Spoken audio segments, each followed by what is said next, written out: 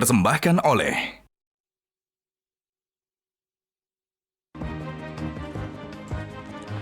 Pemirsa, pemerintah memberikan izin usaha pertambangan khusus kepada organisasi masyarakat berbasis keagamaan. Pemerintah berdalih IUPK diberikan agar ormas keagamaan memiliki kemandirian secara ekonomi.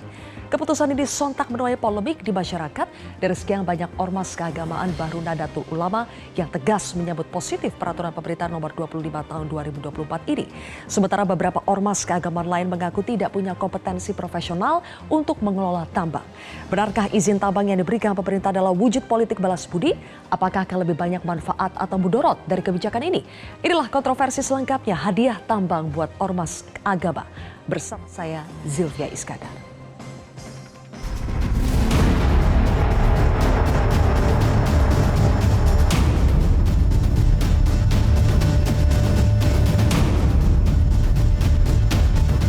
Yang diberikan itu adalah sekali lagi badan-badan usaha yang ada di ormas. Persyaratannya juga sangat ketat. Ditawarkan, kalau ormas mau silakan ambil. Ya, barang sudah ditawarkan begini masa nggak mau? Kita maulah. Kenapa? Karena kita butuh.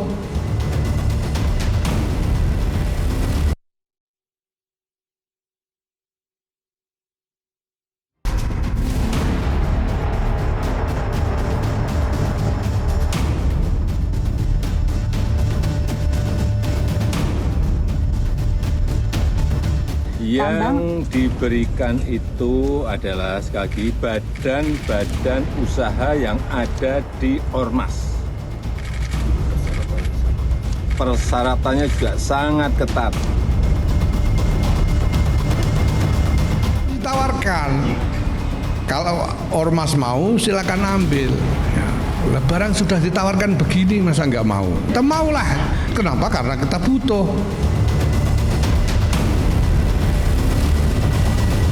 Saya mengapresiasi inisiatif Presiden untuk memberikan izin usaha pertambangan kepada organisasi keagamaan.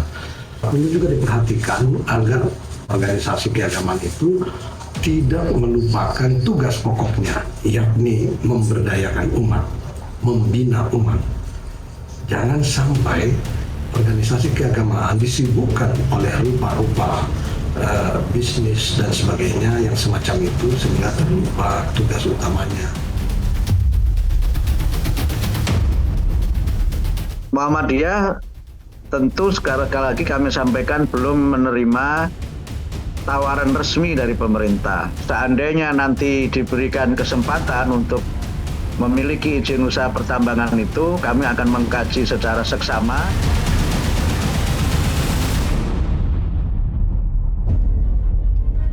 Baik, Pak Persatu Kompasnya sudah hadir 7 orang narasumber di studio Metro TV. Di sebelah kanan saya ada tenaga ahli utama Deputi 4 KSP, Ali Mohtar Ngabalin. Selanjutnya ada Wakil Sekjen MUI, sekaligus Khatib Syuriah PBNU, Pak Iksan Abdullah. Berikutnya juga ada anggota Komisi 7 DPR RI Fraksi Golkar, Pak Ridwan Hisyam. Di sebelah kiri saya sudah ada Sekretaris Eksekutif Bidang Keadilan dan Perdamaian PGI, Pendeta Hendrik Lokra. Kemudian juga ada Wakil Ketua Majelis Ekonomi Bisnis dan Pariwisata PP Muhammadiyah, Mukher Pakana. Direktur Eksekutif Parameter Politik Indonesia, Adi Prayitno. Dan anggota Komisi 6 DPR, Fraksi Demokrat, Pak Herman Khairun. Selamat malam semuanya, terima kasih sudah hadir di Kontroversi. Baiklah Bapak-Bapak, supaya pemirsa lebih paham lagi apa sih sebetulnya ini barang, apa sih sebetulnya izin tambang untuk ormas keagamaan. Kita lihat dulu yang pertama, dasar hukumnya kita sudah sebut ada peraturan pemerintah nomor 25 tahun 2024 yang ditekan oleh Presiden Jokowi pada tanggal 30 Mei 2024. Fokusnya adalah di pasal 83A yang mana di situ ditegaskan adalah WIUPK itu dapat dilakukan penawaran secara prioritas kepada badan usaha, garis bawahnya adalah organisasi kemasyarakatan agama. Selanjutnya kita akan lihat apa saja ormas-ormas yang sudah menerima atau akan mengajukan izin tambang kepada pemerintah. Ini adalah sekian ormas keagamaan yang kami kumpulkan. Di antara sekian ini yang sudah firm untuk menyambut permintaan dari pemerintah ini atau pemberian dari pemerintah adalah Nahdlatul Ulama, Muhammadiyah. Di situ kami kasih tanda tanya karena kita harus mendengar bagaimana jawabannya nanti. Sementara ormas keagamaan lainnya di antaranya juga mengaku bahwa tidak akan memanfaatkan privilege yang diberikan oleh pemerintah ini. Berikutnya kita akan lihat sebetulnya lahan tambang yang akan dikelola oleh ormas keagamaan ini yang mana saja sih sudah dipatok. Ada 6 yang bisa dikelola. Di antaranya ada banyak, saya tidak bacakan satu persatu pemirsa, tapi satu di antaranya adalah lahan bekas PT Kaltim Prima Coal atau KCP. Dia merupakan salah satu perusahaan di bawah naungan Grup Bakri milik Abu Rizal Bakri yang informasinya inilah yang akan dimanfaatkan oleh PBNU. Selanjutnya kita akan lihat bagaimana Ketua Umum PBNU Gus Yahya mengatakan bahwa sebetulnya sejak tahun 2021 Presiden Jokowi sudah pernah mengatakan bahwa akan menyediakan konsesi tambang untuk NU. Langsung saja Bang Ali, kalau sudah sejak 2021 Presiden Jokowi janji akan menyediakan konsesi tambang untuk NU, sebetulnya apa urgensinya sampai sudah terpikir sejak tahun 2021? 2021 itu adalah waktu di mana ketika pemerintah menetapkan kemungkinan memberikan konsesi-konsesi itu kepada selain daripada orang yang selama ini atau perusahaan atau itu saja. Sementara kita tahu bahwa kandungan kekayaan Republik Indonesia yang begini luar biasa ini kenapa tidak dimanfaatkan oleh orang lain? Dayung bersambut Kiai, Bapak Pendeta. Mereka itu menyampaikan kepada Presiden. Pada waktu itu saya hadir, saya betul-betul hadir. 18 Juni 2021. Saya mereka lupa ini acara. maksudnya NU yang menyampaikan kepada Presiden? Oh banyak surat NU, kemudian ada beberapa organisasi juga. Suratnya apa? Spesifik? Ingin mengelola konsesi tambang? Ya tentu saja ada yang pada waktu itu kan mengajukan surat untuk bertemu dengan Bapak Presiden. Ya namanya juga kalau pas ada orang sambil berkelakar, bercanda kemudian menyampaikan apakah memang kita tidak bisa mengurus yang begini dan lain-lain. Ya tentu saja hal yang bukan persoalan besar. Bisa kayak atau tadi tidak peraturan pemerintah yang 25 itu kan sebelumnya ada peraturan pemerintah 96 tahun 2021 di bawah kewenangan Undang-Undang Minerba kan. Nah, dalam poin itulah maka di pasal 6 ayat 1 huruf J yang belum ada ketentuan regulasinya dibuatlah peraturan pemerintah nomor 25 itu. Supaya bisa melebar kepada ormas keagamaan. Urgensinya Bang Ali itu pertanyaannya. Urgensi yang paling penting Kenapa begini. untuk ormas keagamaan? Satu hal yang paling sangat terasa Kiai pada waktu kita COVID. COVID betul-betul kita drop. Kenapa? Karena pada waktu itu pemerintah membutuhkan bantuan yang luar biasa dari semua unsur masyarakat, termasuk di dalamnya adalah organisasi-organisasi kemasyarakatan dan organisasi keagamaan. Kita bisa bayangkan pada waktu itu kalau protokol-protokol yang disiapkan oleh pemerintah kemudian tidak disambut oleh masyarakat, berantakan. Yang bisa menyampaikan protokol itu dan mendapatkan pengawalan itu adalah pimpinan-pimpinan ormas. Sehingga? Dan itulah kita tertolong. Jadi ini bentuk apresiasi maksudnya Bang Ali? Mau dalam bentuk apresiasi atau dayung bersambut yang tadi Abang bilang, Adindaku Silvia. Ya, dayung bersambut untuk apa? Untuk memberikan harta kekayaan besar Republik ini. Karena dayung bersambut saya coba tanya ke Pak Iksan. Pak Iksan, memangnya kenapa NU membutuhkan izin untuk mengelola tambang ini? Kepentingannya buat NU apa sih? Ya kalau soal membutuhkan, Ketua Umum kita kan sudah jelas ya bahwa memang NU mengelola umat yang sebegitu besar itu kan perlu daya dukung, diantaranya pendanaan. Tapi itu bukan satu-satunya toh. Nah saya kira ini persoalannya kan pemerintah ini kan sudah punya goodwill yang baik ya, menawarkan. Jadi sebenarnya sih kan pilihan kepada ormas keagamaan diterima atau tidak kan begitu. Jadi sebenarnya nggak usah juga jadi jadi polemik lah saya kira ya. Yang nerima ya silakan, yang tidak ya nggak apa-apa. Seperti disampaikan oleh Ketua Umum kita tadi, itu kan sebuah pilihan. Dan bagi NU ini adalah satu kesempatan yang diberikan oleh pemerintah. Kenapa kita tidak manfaatkan? Kalau pemain-pemain lama juga dulu belajar dan diberi kesempatan. Ya kami juga punya sayap-sayap bisnis di dalam Nahdlatul Ulama itu. Baik. Yang memiliki juga keahlian, kemampuan, teknokrat dan sebagainya. Oke. Ketika itu kesempatan diberikan, ya insya Allah mampu. Dan kita akan buktikan bahwa tata kelola kepada alam itu jauh lebih wise, jauh lebih bijak kepada para ulama Oke. yang mengelola Baik. ketimbang para korporasi yang selama ini melakukan mengeksploitasi tambang, ya, tidak juga memberikan kemakmuran bagi Baik. Berarti Pak masyarakat. Kiai bahwa garis besarnya adalah ini bisa menjadi sumber revenue untuk pembiayaan organisasi. Ya. Ya, Ini adalah yang kepentingan utama NU, kenapa akhirnya langsung menyambut izin tambang yang diberikan oleh pemerintah ini? Ya diantaranya. Di antaranya. Ah, kan begitu. Oke. Jadi kan selama ini yang namanya PBNU itu kan pendanaannya kan diperoleh dari pendanaan sendiri, dari anggotanya sendiri. Kapan bisa bersaing dengan segala macam persoalan? Ya toh? Juga sama dengan saudara kita Muhammadiyah. Baik. Itu kan dihimpun dari Oke. anggota kita. Baik. Nah, sementara yang lain diberi kesempatan. Itu kan sama dengan orang yang lari sprint dengan orang yang lari maraton. Suruh beradu tanding. Itu kapan Oke. bisa itu? Oke. Ya kalau nggak diberikan secara khusus. Oke, ini sudah diberikan Pak Kiai, tapi ada yang tidak menerimanya. Salah satunya adalah PGI. Boleh saya tahu alasannya, Pak Henry, kenapa tidak menerima ini? Ya, yang paling pertama kami sangat mengapresiasi pemerintah dalam hal ini mengeluarkan kebijakan seperti itu. Karena itu adalah amanat konstitusi yang dilakukan oleh negara, pasal 33. Jadi rakyat dibuat menjadi sejahtera, itu poin yang paling pertama sehingga kami mengapresiasi itu. Tapi kami juga sebetulnya belum dihubungi untuk mengambil bagian di situ. Sehingga kami kalau mau berkomentar juga sebetulnya bagaimana ya. Tapi begini, kami sudah melihat aspirasi di publik dan kami mulai membuat kajian-kajian. Dan di dalam kajian-kajian itu ada beberapa pertimbangan yang sangat strategis. Yang pertama adalah kami ini punya mandat. Mandat untuk menjaga dan melestarikan alam.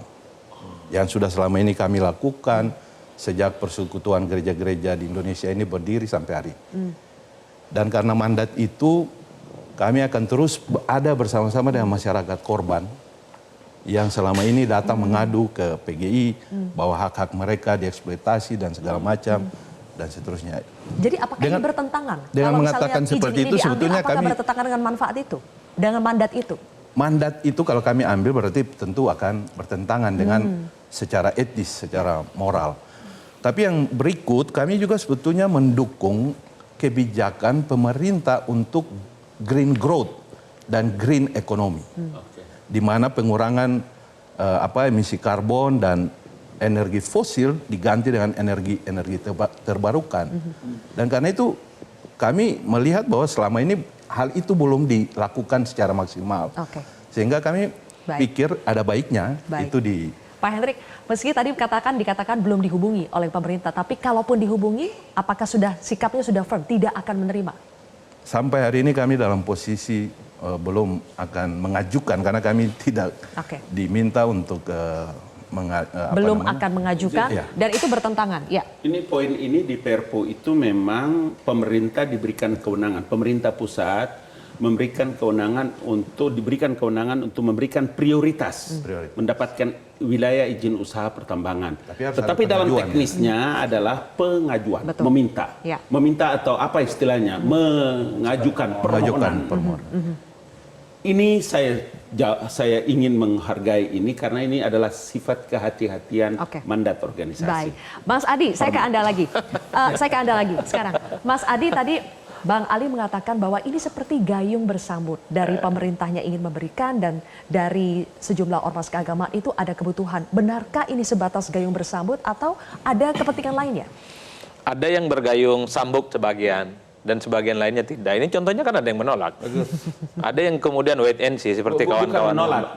Pertama belum Menolak, pernyataan di medianya menolak, Bang. Nggak perlu diamplifikasi. Tapi malam ini tidak perlu kan tidak diseranakan. seperti itu. Malam ini Menolak. tidak begitu pengertian. Menolak. Dia ada sifat kehati-hatian yang kita harus hormati dan hargai. Nah, sebelumnya menolak. Malam ini kita dengar tidak begitu. Semoga media juga merevisi. Tapi kalau saya tangkap pernyataan Pak Pendeta ini, itu menolak sebenarnya, Bang. Ini soal bagaimana green ekologi dan seterusnya. Enggak, yang saya katakan sebenarnya begini, kalau soal konsesi tambang, saya kira diberikan kepada siapapun nggak soal. Ini kan untuk menciptakan keadilan. Tapi kan yang kemudian menjadi tanda tanya, soal pertambangan ini kan high cost, ya, high tech. Yang saya kira tidak semua orang, tidak semua ormas itu mampu akan mengelola ini dengan baik. Itu butuh dana yang cukup luar biasa, butuh keahlian khusus. Selama ini yang kita tahu, ormas ini kan tidak ngurus terkait dengan pertambangan, tidak ngurus tentang batu bara, orang tidak ngurus tentang nikel dan seterusnya. Orang taunya organisasi keagamaan itu adalah bagaimana mengang situasi para jamaahnya masuk surga. Udah itu aja, Silvi. Tidak kemudian bicara tentang bagaimana mengelola kekayaan kita dan seterusnya. Nah, ini yang sepertinya kenapa kemudian membuat ini perdebatan panjang, Bang. Alih-alih misalnya untuk mendistribusikan keadilan, tapi kalau diberikan kepada ormas yang memang tidak punya portofolio, tidak punya skill, ini kan ibarat keluar dari mulut buaya masuk ke mulut macan, kan begitu ceritanya, Bang. Keluar dari mulut buaya masuk ke mulut macan. Betul, kan selama ini memang ada tuduhan bahwa memang izin usaha pertambangan ini kan gagal, nggak produktif. Sehingga kemudian diambil alih oleh pemerintah, diberikan ke ormas. Kan pertanyaannya adalah, supaya pertambangan itu jalan, kenapa nggak disubsidi, kenapa nggak disuplai, kenapa tidak distimulus, kenapa kemudian berspekulasi diberikan kepada ormas yang selama ini nggak punya pengalaman. Yang kan sudah punya pengalaman saja bermasalah, tapi ini diberikan kepada yang belum berpengalaman. Kan itu pertanyaannya. Jawabannya apa itu, Pak Ridwan? Kenapa bisa begitu? Jadi gini, ini menjadi kontroversi karena seperti judul program tadi ini. Karena memang di-blow up oleh pers. Kok jadi salah pers? Bukan, sebentar. Ini saya pernah mengalami situasi seperti ini pada era reformasi tahun 98-99. Pada waktu Pak Harto lengser, Pak Habibie muncul jadi presiden. Pak Habibie memberikan kepada pondok-pondok pesantren HPH, belum ada IUP waktu itu, hak penguasaan hutan. Kebetulan saya bendahara umum Majelis Pemberdayaan Pondok Pesantren Indonesia. Ketua umumnya almarhum Syekh Asad Umar, Pak Yai, Darul Ulum Jombang. Saya bendahara umumnya. Oleh Menteri Kehutanan Perkebunan pada itu Muslimin Nasution meminta MPPI melakukan verifikasi kepada pondok-pondok pesantren. Nah, kita kasih. Tidak ada masalah, tidak ada ribut. Sudah pernah dilakukan berarti sudah pernah dilakukan oleh Pak Habibie pada zaman Habibie. Kenapa waktu itu dilakukan? Karena tadi seperti Pak Kiai kita ini dari KSP mengatakan situasi waktu sekarang ini kan COVID. Pada waktu itu terjadi 98 itu. Reformasi, tapi kan ekonomi kan tinggi, banyak kesusahan. Nah, masyarakat yang paling terkena, masyarakat bawah, yaitu Sehingga untuk menjawab pertanyaan soal kompetensi, bagaimana Pak Ridwan? Boleh dijawab nanti Pak Ridwan, ya kita sambung lagi pertanyaan soal kompetensi. Saya juga nanti akan ke Pak Ridwan, kemudian Pak Muhair dan juga Pak Herman yang belum berbicara di segmen selanjutnya, pemirsa, sesaat lagi.